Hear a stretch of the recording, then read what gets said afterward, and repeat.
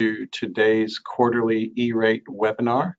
Andrew Epting is here and he is going to be your trainer today. I just want to do a quick little introduction. If you haven't attended GoToWebinar, over on the right hand side of your screen you will see a set of windows that you can participate and see everything that's going on. There is a questions box, and at any time you can go ahead and type in a question and Andrew will either be able to answer that question on the spot or he will wait till the end to take your questions. Also, you will notice on the right hand side a handouts section. So you should have 5 handouts in that section. There's the bid evaluation matrix, the filing FCC form 470, SC ERate consortium webinar series, and a couple of sample checklists. That webinar series is the PowerPoint that Andrew is going to be going through today, so you can certainly download a copy of that and keep it for yourself. We're also recording today's session and we will post that at the South Carolina State Library's YouTube channel. Just for a quick overview, this is the State Library's website, and if you're in downtown Columbia Monday through Friday between 8:30 and 5, feel free to stop in and visit us. We have a number of events. You can look at our event calendar here, a number of different programs and services. Anyone who lives in South Carolina can get a library card with the South Carolina State Library. Just click on Get a Card and fill out the online form. I'll click on that so you can see what that looks like, and we will mail you a library card. So that'll give you access to our online databases and our collections. If I go back to our home page and scroll down, you'll see there's latest library news and information. And if you continue going down, you can follow us on all different kinds of social media. And you can also subscribe to our newsletters. We have a few newsletters that folks might be interested in. Discus, which is the South Carolina Virtual Library. We have updates and training opportunities, and also you might be interested in just our general newsletter and announcements right here. So without further ado, I'm going to go ahead and turn it over to Andrew for his presentation, and we'll go ahead and get that loaded. And let's see. Okay, looks like here we go. So join me in welcoming Andrew. Thanks, Curtis. Good morning, everybody. I too am a South Carolina State Library card holder. Cover my bases. Good morning, everybody. Today we'll have a 1-hour webinar about ERate in the procurement process in the Form 470. This is the 3rd of our webinar series this year. We do a webinar each quarter. The next one will take place in January. I think my second to last slide will have that date and information there listed. Okay, so with that, let's get started. As a high-level primer, ERate is a reimbursement program designed to help schools and library systems provide high-speed broadband internet service to students and patrons. And so the ERate program in South Carolina has been very beneficial to libraries and school districts in the sense of utilizing federal funds, local funds, in some cases state funds, to procure, provision, install, and manage networks for the 21st century. When I refer to those services and product services, in today's presentation and in any presentation I give, I generally refer to them as eligible services. So let's look at what those services might be. Categories of service here. In ERate, there are 2 categories of services. Category 1, Category 2. Category 1, we're not going to really focus on at all as it relates to training through the South Carolina State Consortium.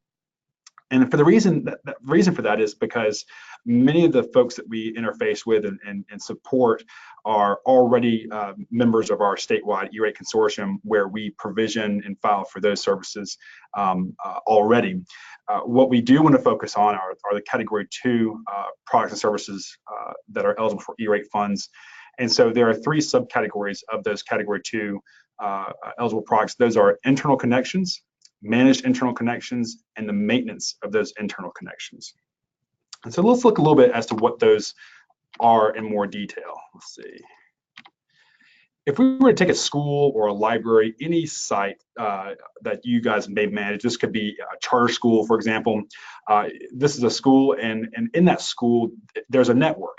There's an internal connection network that's comprised of routers, switches, firewalls, wireless access points, cable and wiring. Those types of products and services are eligible for E-rate support, E-rate funding. On the other side, you'll see that this diagram, there are other categories or other sub types of services that are eligible: third-party management of those networks, as well as a third-party management of, maintenance of those products and services. And so these products and services combined are collectively referred to as Category 2 internal connections, and are so eligible for E-rate funds and support. When we talk about the E-rate applicant process, there are a couple of high-level things that we're going to focus on. For this webinar, and for pretty much for any training that I do in the fall, going into to March, we're going to stop right at the application, that third arrow box there, the Form 471. When we get to commitment, the Form 486, and invoicing, the Form 472, those are relatively considered post-commitment, and for all intents and purposes, we don't really need to focus on those too much at this point in time. So as it relates to our purposes today and through the training process throughout the rest of this year, we're going to really focus on planning, procurement, and the application. And today specifically, we're going to talk about the procurement process. And if you see here, let me move this window a little bit lower here. Planning takes place throughout the year, but really this period of time between July and October is a good time, an optimal time to do this planning. And when you're doing planning, you're planning for the next funding year. So if today is October 30th, we are planning our E-rate applications for the funding year 2019-20. Those products, that service window would start July 1st of 2019. So planning is a big part of the E-rate process and something that we can underscore.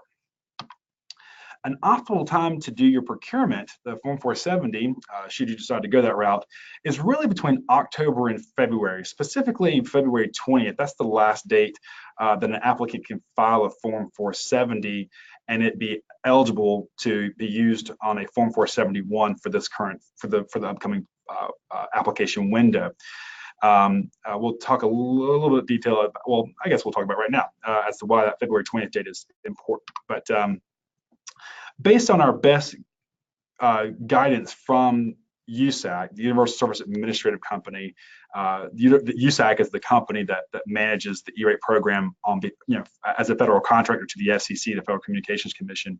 USAC sets the Form 471 open and close date, that window where applicants can go in there and file Category 1 or Category 2 applications. And so based on what we're hearing from Katriona Ayer, who is the interim acting senior vice president for the schools and libraries division at USAC, we are being told that January 10th to March 20th is going to be that window. Okay. And again, these last two, Form 486 and Form 472, we don't really discuss a lot in detail right now. It's just not as salient, nothing we really need to worry about right now as it relates to the applicant process. What we're keyed on today is that first and second block there, the planning and the procurement window. Okay, so yeah, you are here. Okay. So that timeline kind of gives you a very high level. This next slide here, start to Form 471, kind of gives you a little more in the weeds what you need to do kind of when, the order of operations, if you will. And so the first one, and some of you folks who have attended my trainings in the past, a lot of these slides look familiar. And that's okay. This is reinforcement of these somewhat complicated and complex ERate rules and requirements. So from step one, if you're at the planning stage, you really should draft a shopping list. Figure out what all you need as it relates to your network infrastructure needs for the upcoming funding year, and then weed out the things that aren't eligible. Things that aren't eligible are security products, for example, and network security products, for example, content filters, printers, computers, laptops, things of that nature. The things that we really want to focus on are those core network products and services, like I mentioned earlier: routers, switches, firewalls, wireless access points and controllers, even racking and mounting equipment is eligible for funding and support from the Universal Service Program. Once you've kind of got once you've got your shopping list together, things that you're going to need in the upcoming funding window, you'll want to consult your Category 2 budget lookup tool. That's going to tell you ballpark about how much funding you have to work with. And then once you've done that and you've got enough funding to purchase some of these things, you're going to want to go and determine if the products and services that you're going to want to request can be procured from a state master contract, or if you want to do your own Form 470. That's a decision that we'll talk about here in a second, but completely voluntary and up to you. Next, you'll create an RFP, a request for proposal, or a solicitation, any kind of documentation that kind of stipulates specifically what product and services you're looking for. And once you've done that, you can file a Form 470, or in the event that you go on the state master contract route and there are multiple vendors, you would conduct a mini bid. And once you've done that, you move on to the next step, which is award a contract to the vendor and then create a contract record in EPC. We won't really do that a lot today. Again, we're focusing on the process of getting the procurement process started, not necessarily getting into that Form 471 process yet, which would again be that last step there. Proceed. Once you've done all these things, you can get to that Form 471 step. Okay. A couple of things to know as it relates to procurement. And there are some new things on here. If you filed ERate in the past, if you filed for ERate applications in the past, some of these will obviously be familiar to you. If you're new to the program, these are some concepts and rules and compliance measures that you gotta be cognizant of. I have the term open and fair in quotation marks because that's a term that USAC and the FCC uses pretty regularly. An open and fair competitive bidding process is one where all bidders, all vendors have equal access to the same information that you as the applicant is providing. And so very high level, you'll want to make sure that the information that relates to what your procurement is soliciting is available to all vendors. And by nature, that is the process of filing a Form 470. You are taking the RFP solicitation scope of work of what you're requesting, and you're putting it on a Form 470, and that Form 470 is being broadcast to all vendors in the United States. The reason you don't have to do that for a state term contract, and to some extent, the reason the state term contract is a little more beneficial to some applicants is that's already been done. That process of advertising the state contract solicitation to all vendors, all bidders has been completed. A Form 470 was filed. An award or a schedule of awards was awarded, and that process has been done. All you have to do is a mini bid. But for applicants who decide to do their own procurement, file their own Form 470, that process must be completed. And in all cases, it needs to be open and fair. A couple of things you'll want to consider, what you'll want to be mindful of is when you file a Form 470, there is a 28-day waiting period. So the date that you file that Form 470, anytime between now and February 20th, you'll have to wait 28 days before you can award a contract. You can communicate with vendors, answer questions, have site visits. You really can even review bids, but you can't award anything until that 28th day. And that's why if I go back to my previous slide, that February 20th is 28 days before March 20th, which will be the last date you can file a Form 470. March 20th is the last date you can file a Form 471, and you'd have to have had to wait that period of time in order to meet those compliance figures. So, okay, so that 28-day waiting period is pretty key. It's pretty critical. If you're using a state term contract, the 28-day waiting period does not apply, and we'll talk about that in a minute. The second bullet point there, adherence to applicable state or procurement laws or procurement policies is what you really got to keep in mind as well. Oftentimes when I work with state term contracts, we run into issues that in some cases, very clearly conflict with what ERate rules are, such as evergreen contracts, for example. Whatever your procurement policy is for your organization, be sure to follow it. If you have to consider them an additional layer of procurement policy. So if your procurement policy is to post the proposal, the RFP in the local paper, that in all essence becomes an ERate rule. It is your policy, you've got to follow it. And if you don't, you run the risk of having the losing vendor file a whistleblower complaint with USAC, and that gets a little messy. You have to justify yourself at that point in time. So just something to consider, definitely be mindful of. Also be mindful of vendor questions and site visits. Getting back to the open and fair competitive bidding process, making sure vendors have access to the information that's shared with other vendors. They all have site access to your facility should you allow it. Those are things to be mindful of. And so what I do from a state perspective, if we get vendor questions pretty frequently, we have a date in our solicitation or RFP that stipulates when questions that vendors may have of the solicitation, the RFP, must be submitted.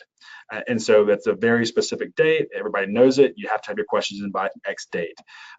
Equally, site visits also are done on a very specific date. And the reason you want to make sure you do this is because if you don't have these stipulations in your RFP or solicitation, you kind of run the risk of a vendor kind of coming to you with a question or a request for a site visit very late in the 28-day waiting period. And in order to maintain that open and fair and really that fair competitive bidding environment, you're going to want to make sure that vendor has the ability to ask questions, and you have the ability to answer them. Make sure they have access to your facility if you provided access to other vendors. And if you were to not do that, again, that vendor could get all upset and then go file a whistleblower complaint with the USAC. And again, it just causes more level of scrutiny and review and inquiry. And so we just want to avoid that at all costs. So again, that third bullet point, be sure to definitely include those stipulations as to when questions of the solicitation are due by and when site visits can be conducted. Next, cardinal changes are kind of complex, and really the way I have interpreted cardinal changes as anything that changes the scope of the work of that solicitation. So for example, if you are a school district or a library system and you have an RFP out there, a Form 470, that for whatever reason you forgot to list a location, one of your sites on that as a recipient service on that procurement, and you want to add them. Adding that school or library to your RFP changes the scope of the work of that solicitation, and that's a cardinal change. If you, for example, on the solicitation say that all bids must be submitted by X date, minding that it's 28 days after when you filed the Form 470, but you want to change the date that responses are due, that's not a cardinal change. That changes how somebody submits a bid, it's not changing what the bidder is actually bidding on. And so just, and I'm happy to take some examples at the end as to what constitutes as a cardinal change, but really think of it in terms of, does it change the scope of work, or does it change how a bidder submits a bid? And that's a easy way to test that cardinal change rule. Next, there are gifting rules and equipment demo rules that applicants need to be aware of. Specifically the equipment demo, and this is new guidance that's coming from USAC, Universal Service Administrative Company, that's kind of got us scratching our heads. It used to be any vendor could provide a school district or library that equipment for testing purposes. It was suggested that the equipment demo can only last as long as the vendor is on site. Well, we understand that some equipment needs to be evaluated over a period of time. It needs to be on your network, experience different scenarios, and so based on newer guidance, 30 days is that rational timeline for having that equipment demo on there. Additionally, we've also been told that if you're entertaining equipment demos from one vendor, you should make, again, this gets back to open and fair, but you should also make available equipment demos from other vendors.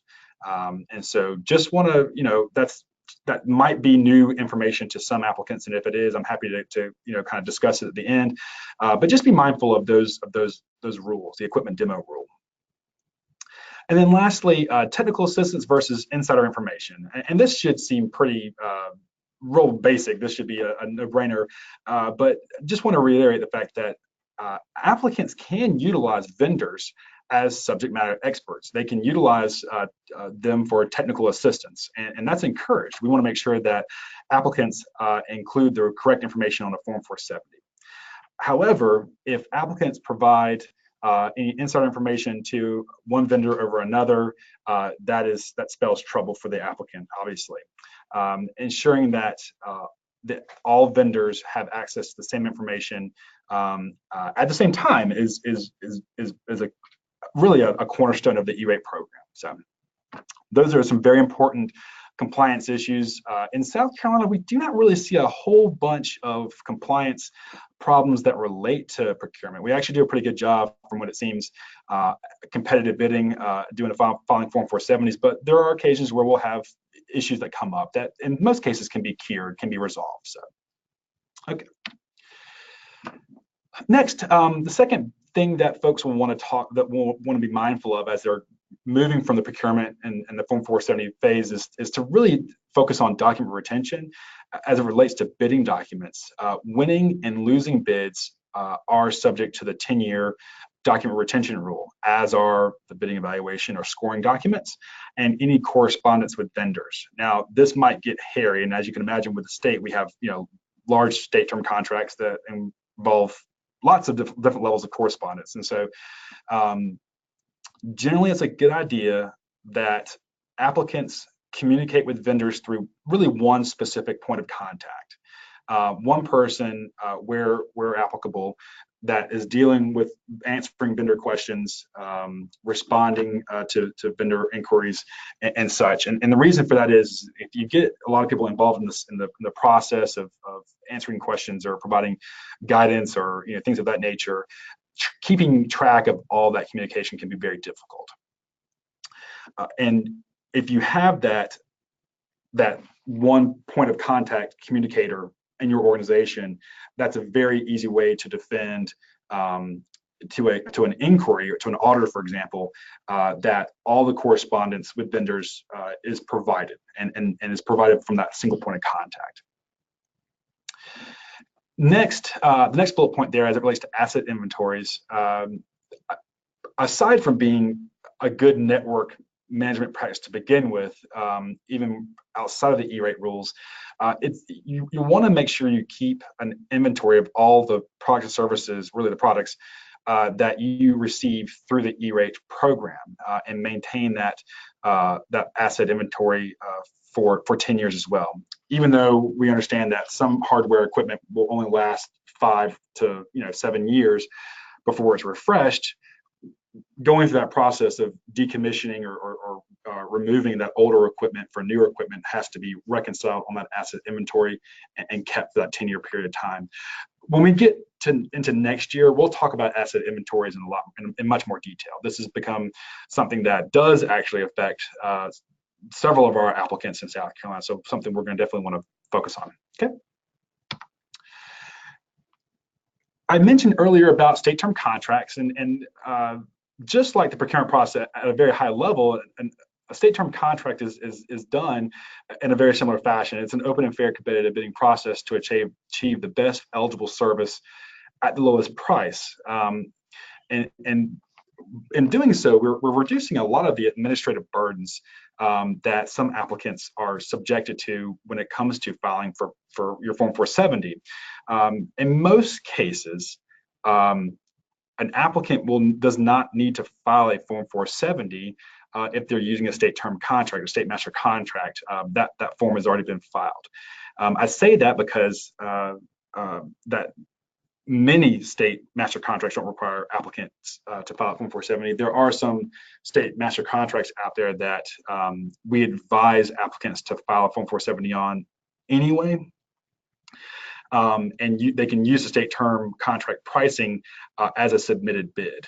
Cable and wiring is an example of that. And the reason for that is because the state of South Carolina allows for fixed price bids, which allow vendors to come on at various different times throughout the life of the contract, which is not something that has been tested as part of that open and fair compliance process with the FCC or USAC. So we advise applicants in some cases to file their own Form 470 for things of that nature, and they can use the state term contract pricing as a submitted bid.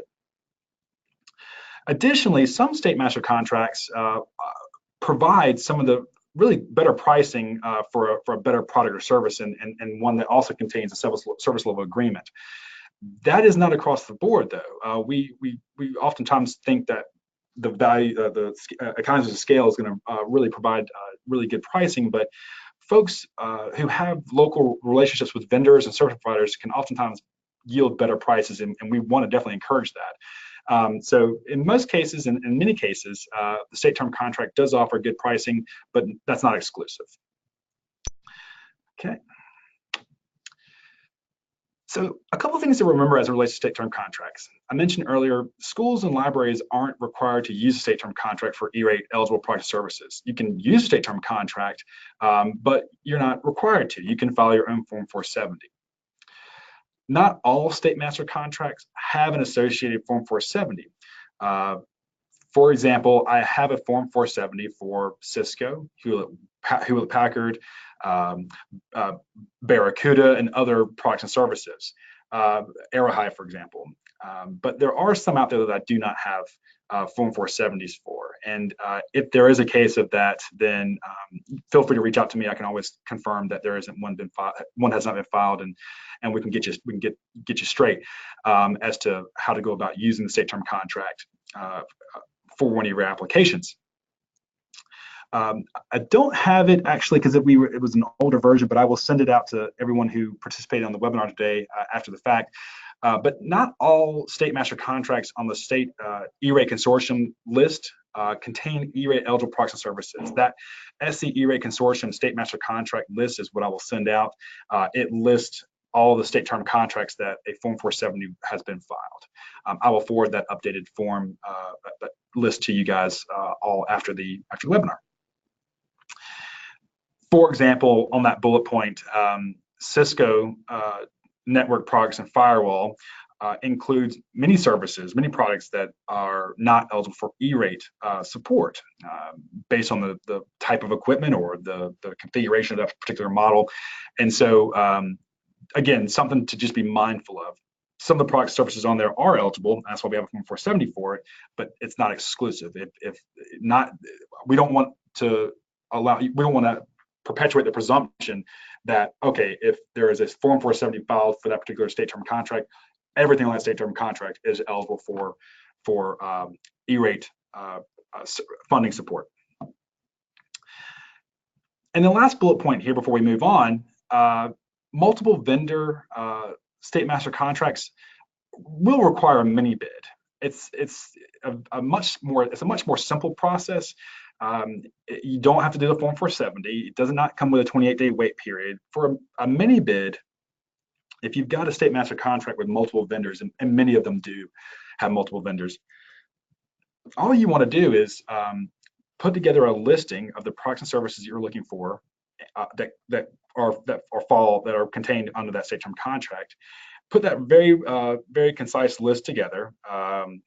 Keep it very simple, very basic. Quantity, product name, product. This is if you need any type of configuration components to it, installation, any license costs, things of that nature. Put that list or RFP, mini RFP, if you will, together and email that to all the contacts for the vendors on that state term contract. You got to send it to all of them. And you want to wait a period of time that is rational, that seems appropriate. There's never been a specific period of time that's been listed as how long one should allow that RFP to sit out there to allow mini bids to allow vendors to respond to a mini bid. But we think that 2 weeks is an ample amount of time. The language in the CFR, the program ordering clauses that establish the ERate program, stated that you have to wait 28 days after the Form 470 has been filed. It does not address a period of time in the event that an applicant is using a state term contract and filing and conducting a mini bid. So the 28 days is met when the state filed the Form 470. Just something to be mindful of, to understand that concept. Okay. Now, the Form 470. So think of the decision of state term contract or Form 470 as one of your first go no go decision points in the ERate process. Should an applicant decide to procure an ERate eligible product or service outside of any state or national procurement that's already been done, they would have to file a Form 470. So if you're not using a state term contract, then you want to procure something and get ERate funding for it, you have to file a Form 470. If you're using a state term contract, you may file a Form 470. It just depends, again, based on that particular state term contract and how it is crafted. Just understand that delineation, that in some cases, if you're using a state term contract, you may or may not have to file a Form 470. But if you're not using a state term contract and you want to file an RFP, you have to file a Form 470. Okay. I think that's my last slide. Let's go real quickly. I'm going to switch screens, Curtis, real quick. Let's see. Oh, escape, and then let's come over here. I'm hoping my okay. So first and foremost, let me show you where you guys can access a couple of resources real quick. So this is USAC's homepage. Okay. Oh yeah, thank you. Yep. This is usac.org/SL for schools and libraries, and many of you have been to this website before.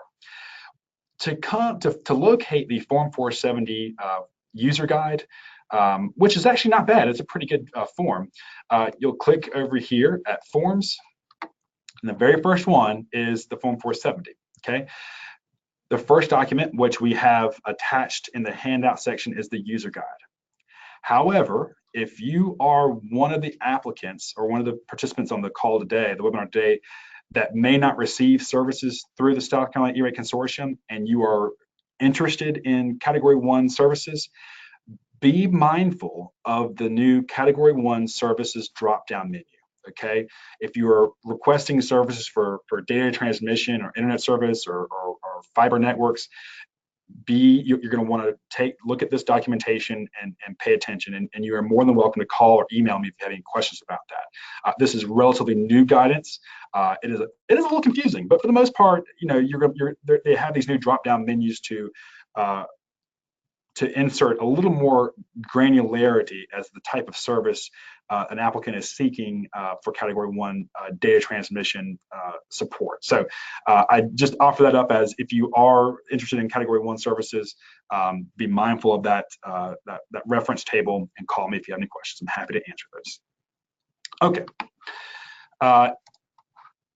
When you click on the user guide, it pulls up this PDF document again, which I've attached, and it does a pretty good job of going through a step-by-step process of how do you file a Form 470. I'm not going to go through this. I'm not going to go through the process of filing a Form 470 today.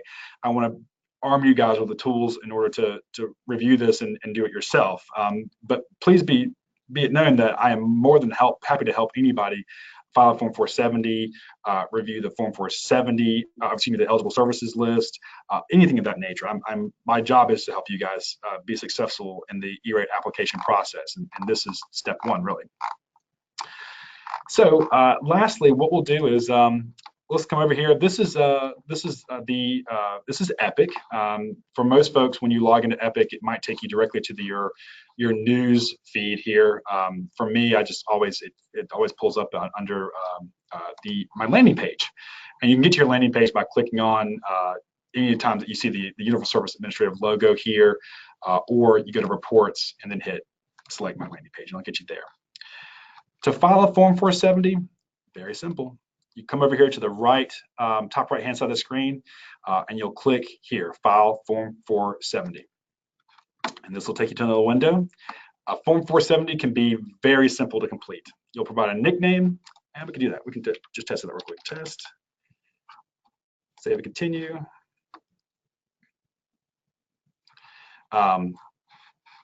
You'll want to, because we're a consortium, we're going to have many entities that are a part of our consortium, and so this could be different for each of you guys. It'll list the schools and libraries that are associated to your accounts in EPC. If you see up here at the top, this is the kind of your timeline. It goes from basic information, service requests, technical contact information, and on into certification. Once you've got this all completed, you'll hit Save and Continue, and then add in any consultant information, if applicable, add any contact information. And so we'll say, yes, Andrew Epting is the contact. Save and Continue. And then here, select Category 1 or Category 2. You'll want to do if you're doing if you are wanting to procure services under both categories, you'll have to do 2 Form 470s. You cannot do a Form 470 for Category 1 and Category 2. You'll have to do 2 of them. Let's do Category 2. And then like I said, we won't go into much more detail here, but this is the page I wanted to drop off here with showing you guys. This is asking if there are any RFPs of this for any of the services that you're requesting. And while you don't have to have an RFP, it's always a good idea to upload something. Uploading any kind of documentation, whether it be a PDF or a Word that simply states, please see RFP on Form 470 or something like that. Whatever it is, uploading something here is going to allow you to upload amendments or addendums or answers to your questions that you receive. It'll allow you to add that and upload that documentation at a later date. If you select no and you have to upload something later, like an addendum or an amendment or answers to questions, for example, it will not allow you to do that. You will not have the option to upload an RFP document in the future. So you would have to file a new Form 470, and that starts over your 28-day clock. So anytime that you're filing your own Form 470, I think it's very good advice to select yes and then upload something. It does not have to be anything complicated. You can incorporate your procurement policies here. Is another option to upload this here. Something that essentially serves as a placeholder. For me at the state, I have to file, RFPs that are 160 pages long, and so that is more information that can fit on your narrative. Let's just actually, I think I do want to go to one. Well, I want to get to procurement information real quick, and so let's just upload a sample document here. Let's just do that just to have something there. Save and continue. And then you'll select, yes, the RFP does apply to all new Category 2 services. So just select that, save and continue. Narrative. Now, this is where I would like to stop. The narrative here, you can incorporate any language here that you like. I think you're limited to around 20,000 characters, so you should have plenty of room to put a lot of this detail in there. If you don't submit an RFP or a solicitation, you will want to make sure that you have plenty of detail as to what you're procuring in the narrative section here. And it's okay to be redundant. When you go to put in your service request right here, you're going to say, well, I'm looking for 20 access points at this school. That information will be as part of the process of filing that or creating that service request, but it's always a good idea to have that information. It may seem redundant, but have that information in that narrative section. So with that, we'll go ahead and stop that there. Like I said, this is kind of get you started, getting the narrative in there, adding a service request.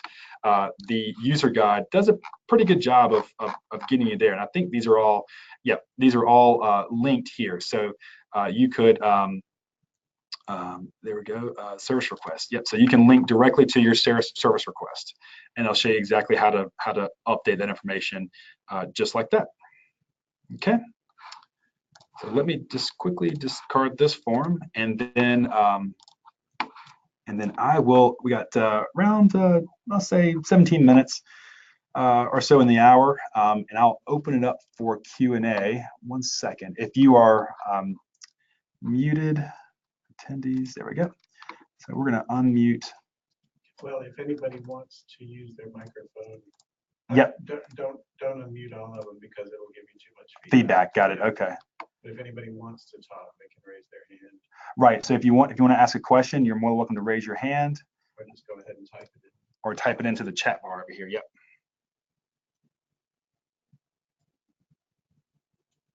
Okay. Looking good. Is anybody raising their hand? Let's see, let me check this real quick. Okay. Let's see what we got on here. We got a good group on here. Okay. I guess one of the things that we talked about when I mentioned earlier, and this might jog some additional follow-up questions, but the demos, that's relatively new guidance, and that might come as, I'm not sure if it comes as a surprise to some of you guys or not. I'm actually curious to see if anybody has any exception to that, or if that seems to be in line with what you guys are currently practicing. I'd be interested to hear if any feedback anyone has as it relates to that.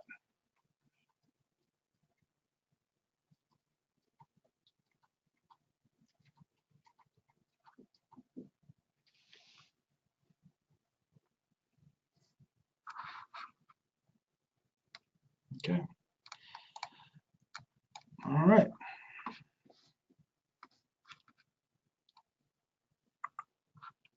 I'm trying to think what else. Okay.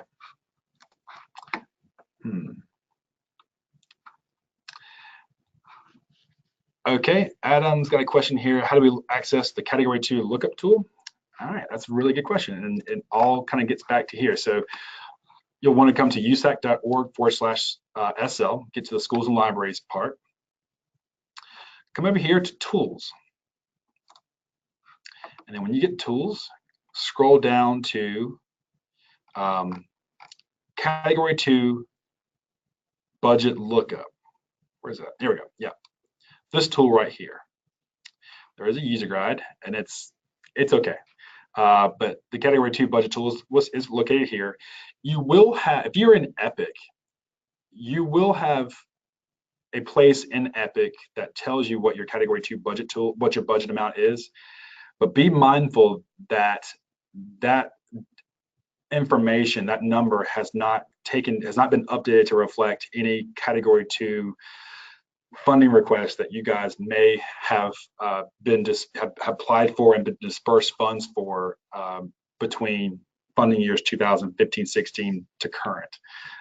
If you are an applicant that has filed for category 2 in the past, the category 2 budget lookup tool is going to be your best option. When you get here, you'll want to enter your bin number. You can enter up to 100 entities, as it's noted here, all separate by commas. Honestly, I find that if I were to type in a number here, do a hard enter break, and enter another number, it does it as well. So let's go find a bin number real quick. Applicant entities, school, South Carolina, and then let's pick on Pickens County real quick.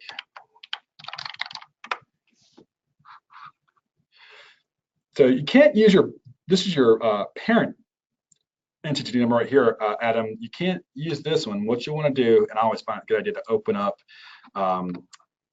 entity profile pages in a new tab.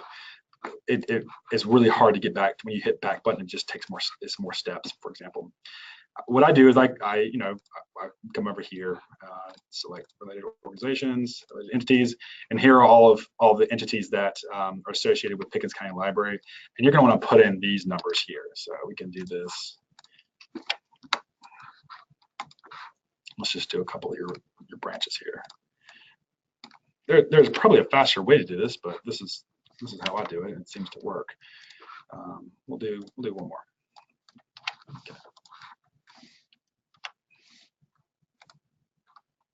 All right, so when this comes up, let me move that window out of the way. Let's see.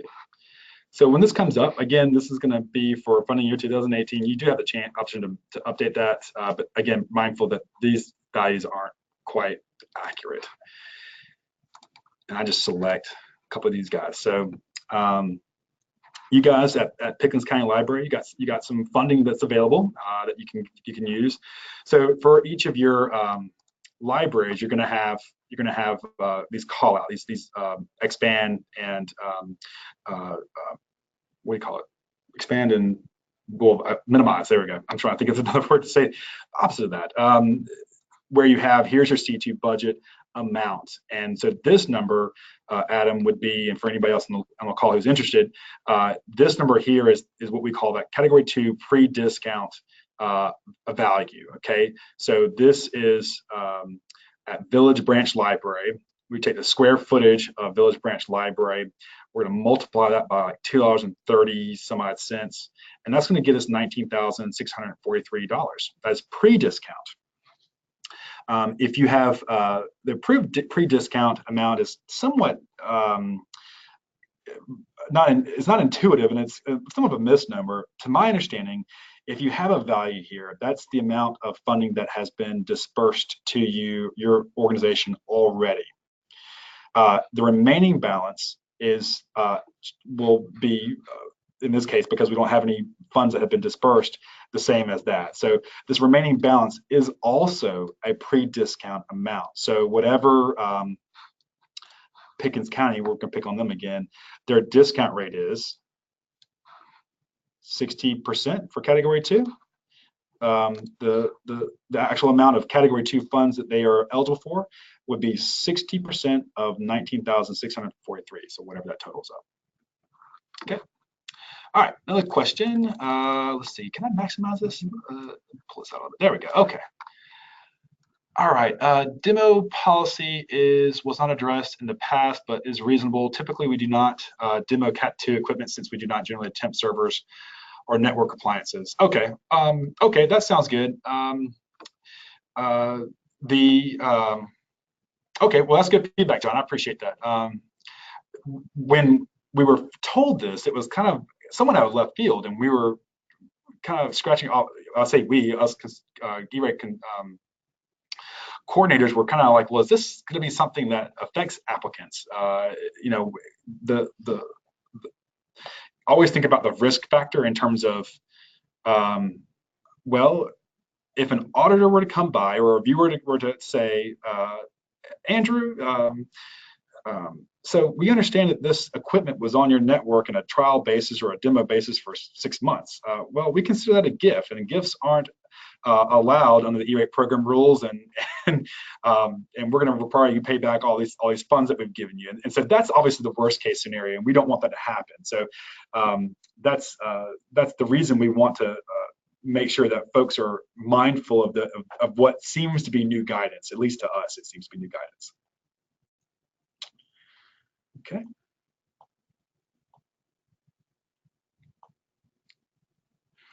If there are no other questions or anything else that you guys have questions about, and if we can talk about other topics. We don't have to talk about procurement at this point in time. We can talk about anything else related to ERate or anything like that. If not, well, we can end early and we can all head to lunch early, I guess. You have your email address. Yes, thank you.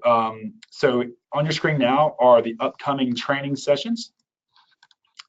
We have we've changed up how we do training and among the ERate consortium, and we're really focusing a lot more on ERate orientations, which I don't have listed here. If you're new, if you're a school district and you're new and you'd like to get some one-on-one ERate orientation, I've actually got a meeting taking place in my office here in Columbia this Friday from 10:30 to 12:30. And if you're interested in attending that, shoot me an email following, and I'll be happy to get you added to the calendar. And we have our next ERate quarterly ERate virtual meeting Tuesday, January 29th. And I believe we've scheduled all the 2019, at least the ones until July, I believe. So, and we'll get those added to our calendar, but that's the next one. And there we go, and there's my information.